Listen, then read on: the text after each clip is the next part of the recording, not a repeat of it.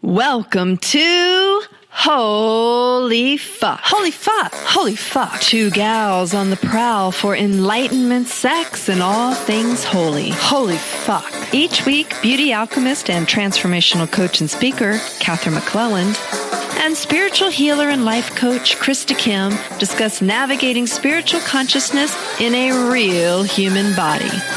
Stumbling through dating, relationships, and everyday life, all while maintaining a fucking sense of humor. Hey, Krista. Hey, Katherine. I was supposed to do something different. I just didn't. All right. So, hello, everyone, all of our listeners. We love you very much. Thank you for being here today. And we're going to do a quickie today. We like quickies. Sometimes. What do we mean by a quickie, you might be asking yourself? Well, think about the last episodes we've done have really been slow love jams, I think. And so this is the first time we're going to give it to our audience quick.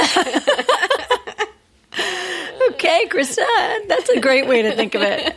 It is true that the last couple sessions that we've had, we've noticed we have gone a little longer maybe than we have in the past. And deeper.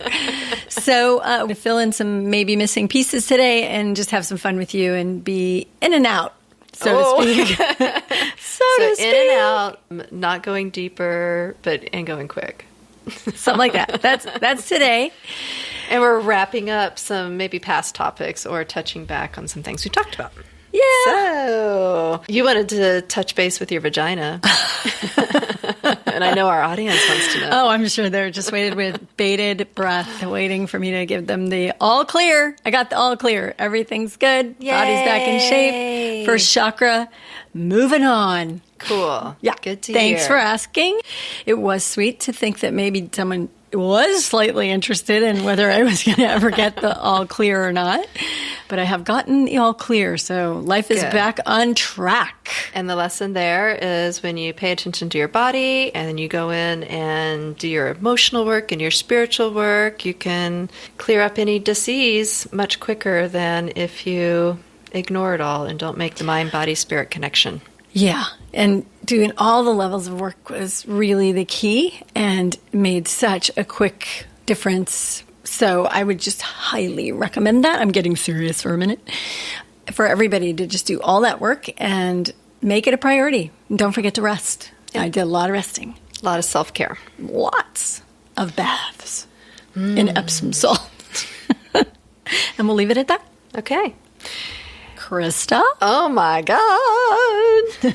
Things have been wild in my camp lately. So I haven't really touched base on that date, non-date that I had gone on a couple weeks ago. I mean, I did go back and tell the stories of the progression of the date, no date, to the coffee date, to the... I don't know. Did I touch base on the making out date? Did I almost give this guy to Katherine as part of the story? Oh, that's maybe where we ended it, is that I wanted to give him away because I got so scared. And so then, even once I got scared, I invited him back out, and we had a lovely time. And I allowed it to go past the friends just a little bit, which felt nice. And what I've been learning the last couple of weeks is that all of that story I told myself about him has not come true, and it hasn't been true. And actually, not even that it hasn't come true, but like he's so much bigger and greater than I was giving him credit for or could have even dreamed of. Dreams. Wait, I want to say one thing about dreaming of, Yes. because actually what Krista did was she did an ideal scene, and we told you she did one, but we didn't tell you what an ideal scene is. An ideal scene is when you write on a piece of paper, essentially, write on a piece of paper that what you want, really deeply want, and you really feel it all the way down into the soles of your feet and into the deepest parts of your heart, and you experience it in your mind, and you actually do visualize what it is you want. Mm-hmm. And then, ta-da! When Krista saw it, guess what happened? What happened, Krista, when you saw it? Oh, my gosh. Well, I should go back and say I did this ideal scene for romantic partnership in January. And I've done ideal scenes before in the past on different topics and maybe even on partnership, but I got very clear in January in what I wanted. And the ideal scene was big and grandiose, and I kept looking at it, and there was a part of me that's like, there is no fucking way in hell that I'm going to find someone who can tick off all these boxes, because I just felt like I had created this God, essentially, that I was looking for. So I think part of the fear around meeting this gentleman came from a cellular level or soul recognition of like, ha ha ha, you built that ideal scene and look what we're bringing you. And I was like, no, I'm not ready. Because I really built the ideal scene for next year. I want to make sure I was ready, so I did one first. Yes, I wanted a year of not having a man or a relationship or being involved in that. I was really like, yeah, that would be good next year to have that. But for this year, let me just have fun, and nothing serious, and keep it light. And dun da da da. Is it light? It is interesting. Well, it's there's seriousness in that. Wow, this isn't just some guy I'm gonna play around with for a month or two and it's going to be done. Like, well, you make that sound inviting. I'm just going to play around with this guy for a month or two, and then I said I'm not going to play around with him. I know. Okay. I meant I'm glad I'm not one of those guys either. Okay. So there is a seriousness in like, okay, I came across my ideal scene and I read it over and realized that this guy's checking off the boxes. And the most fun thing that I got to do is I actually brought my very vulnerable, very intimate ideal scene to him, and I shared it with him. Wow. And That's pretty big. Super powerful and scary because... Impressive. You know, I wrote little tender bits of myself of what I was seeking, and to share that with another person, even sharing it with a girlfriend would be like... Can you share one with us? You mean one of the things that I'm... Tender bits?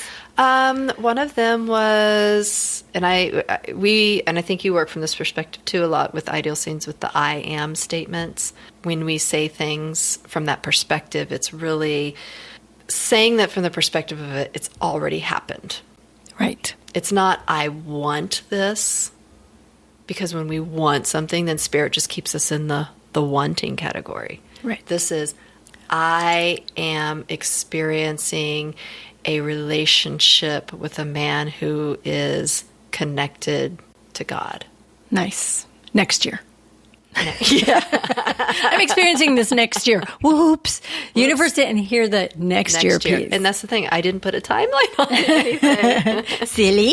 Because in my humanness, I just believed that it was going to take a couple of years to manifest. Right. This is what we have to remember about miracles and about amazing creations that we make, is that they can happen in what even the Course of Miracles. The Course of Miracles calls them a holy instant, and the rest of us just call them holy shit and holy fuck. That just happened. And so my humanness, upon meeting him, was like, holy fuck, right? Once I settled into really discovering who he is, I was like, okay, this is hitting me in a cellular level. And awesome. Aren't you guys excited for Krista? I think it's really cool. And can you hear the applause from them? Yes, I can. I can hear the applause. We got to get an applause. So I did share this ideal scene with him, which was crazy because he was reading it like, oh my God, oh my God, oh my God. He's like, this is what I've been calling forward. And he just kind of looked at me and was like, you're finally here. Aww. And I was like, okay, next year. Have you? Because I'm still wanting to run, let's be clear. Yeah, well, that's fine. That's good. You should just recognize that, which I know you do. And he's cool with that, right? Well, that's the best part, is that one of the things on my ideal scene is, I want a man that I can say everything to and not hide one aspect of myself. I want to be able to speak my truth and have them say, okay. And so with this person, I have said every little secret thought that pops into my head. I have not censored myself at all. And every time I say, well, this is what I want today, he just goes, okay. And I kind of like, really? You sure? He's like, okay, whatever you want, whatever makes you happy. And in him saying okay, I feel safe. Yeah. I feel very safe because I know I've already said the worst things that I could ever say. And he's already said, okay. So did you give us a juicy tidbit? I can't really remember. Well, I would say calling forth a person who's spiritually connected. Okay. You did give us a juicy tidbit. Okay. I'll let you off. I mean, juicy tidbits were like, I wish you would wear white socks and tighty whities. No, that was not it. Okay. I would say things like, I'm experiencing authentic communication that is easy and honest. That's really beautiful, Krista. I'm so glad that you're experiencing that. And I know that you're still really, really exploring. So it's not like that's one of the things that seems to be making this fun for you is that you're exploring. You're not trying to possess. So your loving is really open and the field is really open and you're not trying to hold on to him and he's not trying to hold on to you. So there's lots of freedom. And it had to be this way for me in my next relationship because past relationships, or one in particular, was very controlled feeling where I was not able to express how I felt. Or when I did express it, the response was so challenging that I just stopped talking or stopped expressing what I needed or wanted because I knew it was going to be met with what the word is. It was going to friction, be resistance. Friction, for sure.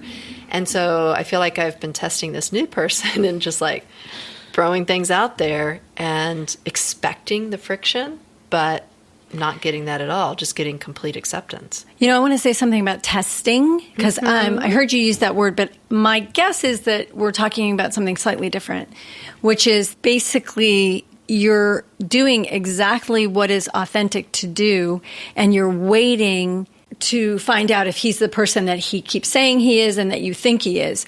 Rather than there's this thing that we sometimes do called testing, which is doing shit that isn't real and then throwing it out to see how they're going to respond. Like, I'm going to go sit on this guy's lap and see how this guy's going to respond. Right. Or I'm going to, and that's manipulation, that's game playing. That's not what we're talking about here. When Krista's talking about testing, it's a real, actual It's looking for the reaction. Responding. She's looking for the response, who he is response. Like when you're dating someone, especially in the beginning, one of the things to be really careful about is ask for things you need. Do not become accommodating, because if you don't ask for what you need, you're going to not find out if he can provide them. And what you will find is someone who seems really easygoing and really easy to get along with is partly mirroring the part of you that's being super easy to get along with. And as soon as you have a need, they may not show up for it. So it's great to find out right in the beginning if he's got space, if he cares about you enough, if he's respectful and honoring enough that when you say, you know what, I told you I'd go out tonight and I'm just exhausted. My work was really tough today. I really care about you. I just can't do it. I hope you can understand. Watch what happens. Mm-hmm. This is a really good, again, not a test. It's a moment of truth to find out who that person is. So want to be careful about testing, because that's tricky and not really, that's sort of like our limbic system. But I think what Krista really was talking about was this authentic expression of yourself. See how he responds. Yes. Thank you for catching that and clarifying. It's just tricky. Yeah. It can be tricky. And because I certainly wasn't doing it out of let me test you here, let me test you there. It was more like, I'm feeling like I need to say that I might still want to date other people. And I was expecting him to react how a past boyfriend might have reacted. And instead of him going like, no, you can't do that, and I'm going to get jealous, he was just like, hey, if that's where you're at, I want you to take the time for yourself so that you know what you want and you get more clear. And I was like, whoa. It's and really in cool. him saying that, I was like, okay, I don't need to go date anybody else right now. You're the guy I think I needed to see. I know it's really interesting how you can unplug a need when you get given it, even in your imagination. Like, yes. It was just your imagination that got to go on that date, and now you don't need it. Right. And it was more a question of freedom. And I think that's one of the things that Krista and I freedom. Constantly talking about is the ability to be free in love, in partnership. Because partnership's great, and it's wonderful to have people in our lives. But if it's a relationship that's going to keep you tied down and tight, it doesn't actually feel good. But if you're allowing the freedom to come in and you guys play together in a way that supports both of you, it has to work for both of you. So you don't do things you don't like. Right. If one of you wants to sleep around and the other one doesn't, you can't say okay to that because it's not true for you. But if you're in a stage where people are saying, well, let's still date and find out who people are, great. If that can work for you, great. You just have to be truly honest with yourself and then truly honest with your partner. And then you can have some fun with being free. And I think that I have had a misbelief that being in relationship means no freedom. And so that's what I'm discovering is why I've been like putting the brakes on any forward momentum in being in a relationship with someone, because I have the belief that, oh, there goes my freedom. I won't be able to say what I want. I won't be able to do this podcast and talk about sex or fun things because now I have to be concerned about what my partner is going to think when they listen to it. And all of a sudden I feel constricted and loss of freedom. And in him responding to me in the perfect ways in which he's responded, for the first time ever, I see the potential of being in partnership and not losing my freedom. That's so great. That's really, what an amazing thing. I'm sure a lot of us have had this. And I would say it's pretty traditional, right? Pretty traditional for us to think, oh, once we get in that relationship, then we're going to have to curb it and get it smaller. And I think maybe women do that maybe more than men, but I think maybe it just depends on the relationship, because sometimes I see men doing that same thing of like, oh, they don't go out with the boys anymore. They don't play basketball on Saturday afternoons anymore. It's all about, everything has to be about the family or the woman. And, you know, we own them on the weekends, and we said we were going to cut down the tree or build the kids a tree house or whatever the fuck it is, you know, and it's like they have no freedom anymore. And we do not want to clip their wings, because we don't want to clip our wings either. And it's the best thing we can do to fill ourselves up, each of us by ourselves, no matter what the circumstances are, and then make space to be together. Yeah? Yeah. Yeah. And I'm wanting him to have his freedom too. And yet Excellent. I still see ways in which I might get a ping of jealousy in there. And so that's where the humanness really comes in of like, oh, I want him to be free and I want to be free, but how do we deal with that little bit of like, oh, he's over there chatting with that woman over there. For you. Oh, yes. I bought a book for Krista this week, and in that book they talk about healing jealousy. And because it's really, so this book is about polyamory and all different lifestyles and relationship types and just all different things that we sort of sneak in on the sides that they're just going to call out. You know, this is a relationship where there's sex on the outside of it, or there's actually three people having sex together, or there's only one person having sex with two people and each of the other person only have sex. It's amazing how many variations there are in this book. I cannot wait to get this book. Yeah, and it's called The Ethical Slut. It's very good. It's in its third edition, so it's been well thought out, and it's been lived by the women who wrote it for, I think, 30 years. So, but they have a real specific way of working with jealousy, which I think is super cool, and you will hear from us via us reading the fullness of this book. But we have also, this is an amazing topic, and I know you guys know I've been visiting my doctor more than usual once a week. Because you were the ethical slut. As I was the ethical slut. And I do want to say about this whole experience that there is no indication of how this whole thing came to be. It is very easy to imagine that this came from my body or it came from someone else's body, but it doesn't. There's no bottom line proof of where it came from. Right. And with all of the work that I needed to be doing in the first chakra, in that area in my body, in my pussy, as my friend would like to say. We're going to get really good with saying the word pussy, because I have a fear of saying the word pussy. So we have to say pussy, pussy, pussy, pussy. Oh, wait, pussy. Not a fear of pussy, but a fear of saying pussy. Right. Okay. So, but what I was trying I have a fear of your pussy, but not my pussy. I like mine. I don't have a fear. Do you have a fear of my pussy? Meaning I don't want to. Oh, yeah, we're not going there. Yeah, no, we're fully dressed. Just be fully disclosed here. But what I was going to say. Wait, what was I going to say? Krista, too much pussy talk. Pussyfooting around. What does that mean? Pussyfooting around. But back to nothing. apropos of nothing, I am still trying to figure out where I was. Snorted. She snorted. And she snorted. So The Ethical Slut is a great book. It's got a lot of interesting things in it. It's definitely worth just exploring, even if you're monogamous, even if you think you're super straight, because I'll bet there's something that's happened to you in your life that's actually called out in this book as, well, maybe you're not as super straight as you think you are, or maybe you have friends that are involved, and it will actually help you understand what they're up to, because sometimes things can seem really strange and we can really push people away or be put off by lifestyles that we don't know anything about. And there's extenuating circumstances in people's lives when people are ill or when people are estranged to some degree or when they travel a lot or all sorts of things. People make accommodations, and marriages, quote unquote, don't really look like on the inside what we think they look like on the outside.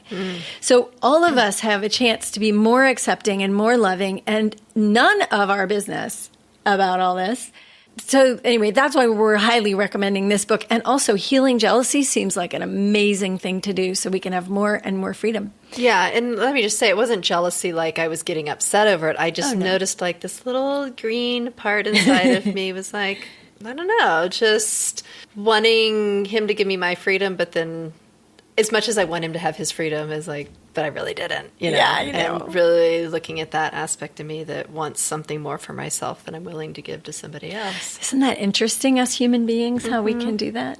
But you're also super strong and interested in really giving him the same that he's giving you. So even though you come up against it, you're always willing to work through it and come out the other side and give it to him. And to be able to say it to him, too. Like, oh, right. I felt this when I saw that. And to be able to talk about it. Most people just keep it inside and then they stew and it turns into something more. But I feel because he's met me each step of the way with, okay, whatever you need, I feel safe to say whatever I need to say to him. And I'm not scared of what his reaction's going to be. Honestly, I can't imagine him having a strong reaction. Well, he's done a lot of work. He has done a ton of work. Let's be very clear. This is the first man that I've met where I'm like, oh, I feel like I have to run to keep up. And that's great for you. Love that. Because part of my ideal scene was like, I'm looking for a man who's spiritually conscious and who wants to walk the walk and the talk and live a life in alignment with God and spirit. And for some reason, I just thought I was always going to be above the man, and the man was always going to be struggling behind me to keep up. You are wrong. So it's such a breath of fresh air to be like in the opposite structure. And not that he's up above me in that way, but like he has a certain skill set that I don't have, right. And I have a certain skill set that he doesn't have. And so it's been really fun to receive his healing work and learn what he's doing and to offer him my healing work, but not like I did in past relationship where I was looking at my partner as somebody who needed to be healed. Right. And I was showing up in the healer role and they were in the broken role. This is like two healers showing up side by side, sharing their gifts and learning from each other equally. And so giving and receiving equally, and not looking at, like, I'm not looking at him as a victim or someone who's broken. Yeah. I'm looking at him as somebody who is on his path, and yes, he comes up with his human feelings and they come forward, but the way in which he's dealing with them is from such a conscious way that it feels inspiring. Yeah, that's so great. And it's so great to develop a relationship from that place. You guys have a lot of freedom and a lot of choice.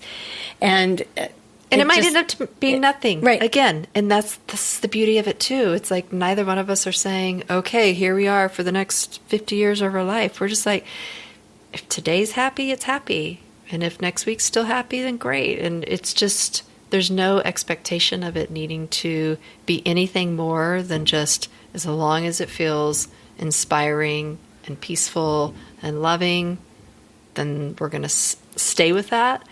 And I have to say that as much as I've been saying, I don't want to be in a relationship, he made a very interesting comment. He's like, every relationship is a relationship, meaning every person you meet, you're already in relationship with them, right? Yeah. And so that was a big kind of aha moment for me, because I think there's a part of me that is embarrassed to be going into or not going into relationship at this time, just because I have spent so much of my life in relationship, and this was supposed to be this time in my life where I'm like, I'm not going to be in relationship. I'm going to be single, and I'm going to experience this and this and this and this. And so now all of a sudden to be like, oh God, here I am, kind of, sort of, going into relationship, even though I said that's not what I wanted. Him saying that, it changed either my definition around it, or there is the embarrassment. I can't not say that I'm not like embarrassed to like tell my sister or my mom like, hey, I might be dating someone, because they're gonna be like, really? Already? Like, isn't that a little fast?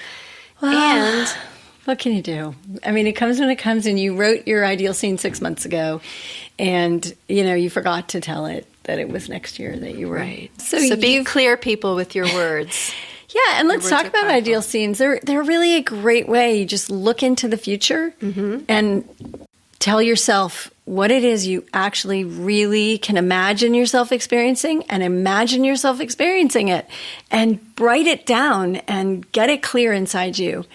You don't have to study it, because you're going to know it. Once you say it, it's going to be clear in your heart, and you're going to send your energy in that, and then you're going to go off and do whatever you do and see what happens. I do have to say that I do read my ideal scene every day. I put it at my altar, I light my candle, and I read every single sentence, and I try to read it with the emotion that I'm going to have when I'm living it. So I don't just say, I am experiencing a loving relationship. It's like, no, I am experiencing a loving relationship, and it's passionate, and I read it with the intensity with which I want to feel it and experience it. So I do find the power of like consciously looking at it and ingraining it in my head, for me, is really important. And just to clear this up, if any of you are listening and wondering about that, one of the other ways that it can happen is it's so clear at the time that it delivers itself to your consciousness that you live with it in your heart every day. And so you're sort of in the world with the expectation of it and the experience of it, and you think about it a lot. So you're creating it. Either way, what we're saying is you're magnetizing the field and inviting the same energy. There's a spiritual saying that says that which you seek is seeking you, and it's because there's a magnetism.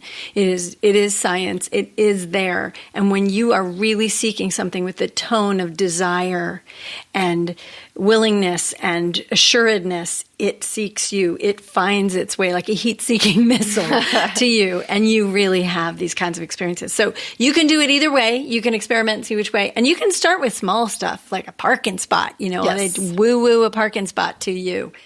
My biggest takeaway from this ideal scene is that, holy shit, I can manifest a relationship that quickly because I know I love relationship, and I like to be in it, and I like love, and it feels easy to me.